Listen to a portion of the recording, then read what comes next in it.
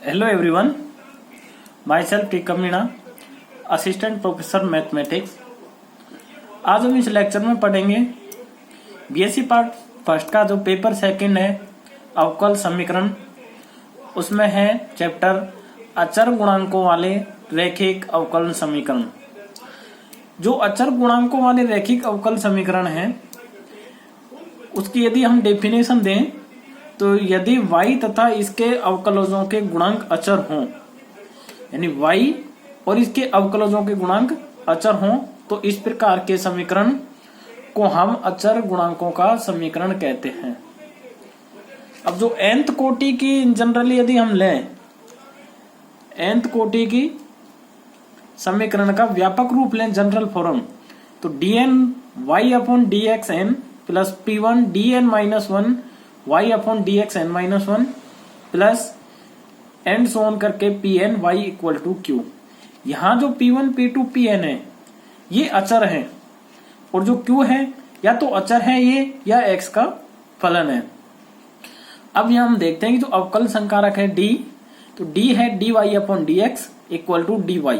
हम इसको capital D लिख रहे हैं, तो इन जनरली ऐसे d को लिखें तो d को संकारक है d इक्वल टू d upon dy dx, sorry ये भी लिख सकते हैं। dy upon dx equal to dy d2y upon dx square equal to d2y। इसी तरह dny upon dxn equal to dny। n times जो ये है dn यानी n टाइम्स डेरिवेटिव है y का x के सापेक्ष। पूरक फलन व विशेष समाकलन। जब हम इस डिफरेंशियल इक्वेशन को जो व्यापक n कोटि की लिखी है, nth कोटि की, इसको हम यहां ऐसे लिख सकते हैं यदि ऑपरेटर यूज करें तो dn plus p1 dn minus 1 plus p2 dn minus 2 and so करके pn into y equal to dq। अब पूरक फलन निकालना है। पूरक फलन निकालने के लिए सबसे पहले हम क्या करेंगे कि वो समीकरण दे रखी है उससे हमें सहायक समीकरण निकाल लिया। सहायक समीकरण निकालने के लिए जो हम पूरक फलन हमें चाहिए उसके लिए हम पूरक फलन में क्या करेंगे, जो q है उसको 0 लेंगे एक बार। उसके बाद जो सहायक समीकरण आएगी उसको ज्ञात करेंगे। सहायक समीकरण ये करेंगे जब जो हमें जो व्यापक रूप दिया होगा, यानी डिफरेंशियल इक्वेशन ये दिया होगा अवकल समीकरण, रैखिक अवकल समीकरण, उसको 0 रखने के बाद d की जगह हम m रखेंगे। और ये कंप्लीट जो fd वाला है इसको fd भी लिख सकते हैं, यानी f ऑफ d यानी d का फलन है, तो इसको हम fm इक्वल टू 0, क्योंकि d इक्वल टू m रखा है इसमें, तो ये fm इक्वल टू 0। इससे m के मान ज्ञात होंगे। अब जो m के मान ज्ञात होंगे इससे हम पूरक फलन के मान ज्ञात करेंगे। तो इसके कई केस हैं। यदि m के मान सभी जो मूल या मान m1 m2 and so on करके mn तक आए, यानी n मान आए m1 m2 m3 m4 m5 और ये सभी भिन्न भिन्न हों यानी अलग अलग हैं, तो इस स्थिति में y इक्वल टू जो सॉल्यूशन होगा e की power m1x plus c2 e की power m2x plus cn e की पावर mnx, जब ये मान अलग अलग हों। यदि मान लो सहायक समीकरण के दो मूल समान है m1 m2, तो इस स्थिति में y इक्वल टू पूरक फलन होगा c1 प्लस c2x e की power m1x plus c3 e की पावर m3x, इसे करके cn e की पावर mnx। अब यदि तीन मान सेम हो, यानी m के m1 इक्वल m1 m2 और m3 ये तीनों मान सेम हो, तो y equal to c1 plus c2 plus c2x plus c3x square into e की पावर m1x, क्योंकि ये तीनों मान सेम है। अब मान लो सहायक समीकरण के दो मूल जो सम्मिश्र हो, यानी कॉम्प्लेक्स नंबर में हो, alpha plus minus iota beta form में हो, तो इस स्थिति में y equal to c1 e की power alpha plus iota beta x plus c2 e की power alpha minus iota beta. यदि इसको हम इस तरह लिखें ओपन करके जमाएं इसको, तो ये आएगा y इक्वल टू e की power alpha x c1 cos beta x plus c2 sin beta x। जो इन जनरली इस सूत्र को हम ज्यादा यूज करते हैं। सहायक समीकरण के मूल सम्मिश्र व समान हो। अब वही केस यदि समान हो तो y इक्वल टू e की power alpha x c1 plus c2x cos beta x plus c3 plus c4x into sine beta x, क्योंकि यहाँ चार मान हो जाएंगे इनके, तो 4 कांस्टेंट आएंगे। यहाँ 2 मूल थे तो C1 C2, यदि ये चार मूल तो दोनों समान है तो ये 4 constant C1 C2 C4 C3 C4।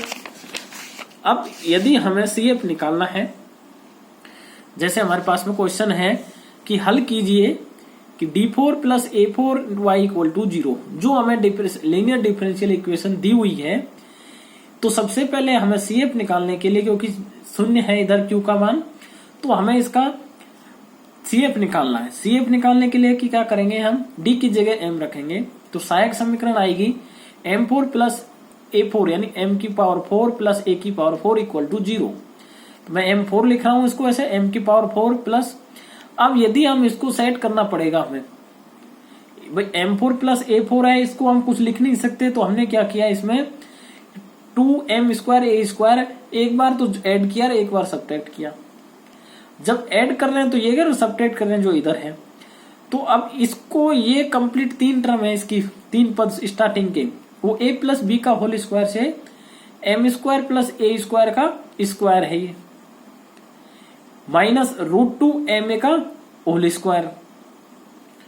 अब आगे, अब जो ये है, अब मैं एक सूत्र लिख रहा हूं इसमें कि यदि a square minus B square equal to होता है a प्लस बी और इंटू a माइनस बी, तो ये m square plus a square plus √2ma, और इधर होगा m square plus a square minus √2ma।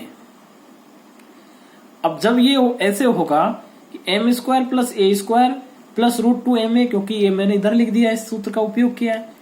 अब यदि इसको एक बार इसको शून्य लिखें या ये 0, क्योंकि a b इक्वल टू 0 तो a 0 या b 0, तो a 0 लिख रहे हैं, तो इस स्थिति में ये फॉर्मूला लगाएंगे ax square plus bx plus c equal to 0 से, यदि x का मान निकले, क्योंकि द्विघात समीकरण है क्वाड्रेटिक, तो x बराबर होता है minus B plus minus under B square minus 4ac upon 2a, ये 2 है। अब इसी तरह हम यहाँ लगाएं, क्योंकि ये कि m में द्विघात समीकरण है, तो m square plus √2am plus a square equal to 0। अब यदि इससे m का मान निकालें तो माइनस b, तो minus √2a plus minus under B square √2a का square 2a square minus 4ac यानी 4a square upon 2a, 2 into 1। अब यदि इसको आगे लिखें तो m equal to minus √2a plus minus ये कितना आएगा इसमें माइनस 2a स्क्वायर अपॉन 2। यदि इसको हम आगे लिखें तो क्योंकि ये बाहर आ जाएगा तो √2 कट जाएगा, एक अब नीचे √2 बचेगा, क्योंकि -1 रूट -1 इक्वल टू आयोटा, तो मैं यहाँ रख रहा हूँ इसकी जगह रूट -1 की जगह आयोटा, और √2 से ऊपर वाला एक √2 कट जाएगा, नीचे √2 बच जाएगा, तो equal to 1 upon √2a -1 plus minus iota. इसी तरह इससे यदि मान निकालें m का, तो 1 upon √2a 1 plus minus iota. अब जब इनका कंप्लीट सॉल्यूशन निकालेंगे तो y इक्वल टू होगा e की power minus axy upon √2 c1 cos a upon √2x plus c2 sin a upon √2x, क्योंकि ये कॉम्प्लेक्स में है, उनसे सूत्र से alpha plus minus iota beta से जब CF निकालते हैं तो e की power alpha x into c1 cos beta x plus c2 sin beta x। यहाँ पर हम मान देखते हैं, अल्फा का माइनस a/√2 है और बीटा का मान a अपॉन √2 है। इसी तरह इसका भी मान फिर होंगे e की पावर a अपॉन √2 है, c3 cos a upon √2x plus c4 sin a upon √2x। इसी तरह नेक्स्ट क्वेश्चन है, ओनली इसमें भी हमें CF निकालना है कि d की power 4 plus 2d cube plus 3d square plus 2d plus 1 to y equal to 0। सहायक समीकरण निकालें तो d की जगह m रखेंगे तो m इक्वल टू 0, तो m4 plus 2m plus 3m square plus 2m plus 1 equal to 0। जो ये सूत्र है ये लिखा हुआ है ये स्टेप, तो हम देखते हैं कि यदि a plus B plus C का होल स्क्वायर से वो इसका ये सूत्र होता है, तो ये डायरेक्ट ये है। यदि हम यहाँ a plus B plus C का होल स्क्वायर इक्वल टू होता है a square B square plus C square plus 2ab 2bc plus 2ca, ये होता है। इसी तरह इसको हमने इसमें यूज यहाँ करें कंप्लीट इसको, उसके बाद सेट करेंगे, जो ऐड हो रहा है उसके टर्म के साथ ऐड हो रहा है उसको, तो ये होता है m² प्लस m प्लस 1 का होल स्क्वायर, तो इक्वल टू 0। यदि इससे m का मान निकालें वही, तो m का मान -1 प्लस माइनस √1 माइनस 4/2, और ये आ जाएगा -1 plus minus √-3/2, √-1 equal to iota, जो लास्ट क्वेश्चन में किया था, -1 प्लस माइनस आयोटा √3/2। एक मान तो ये आ गया, क्योंकि ये स्क्वायर में है, दूसरा मान भी यही सेम आएगा, -1 प्लस माइनस आयोटा √3/2।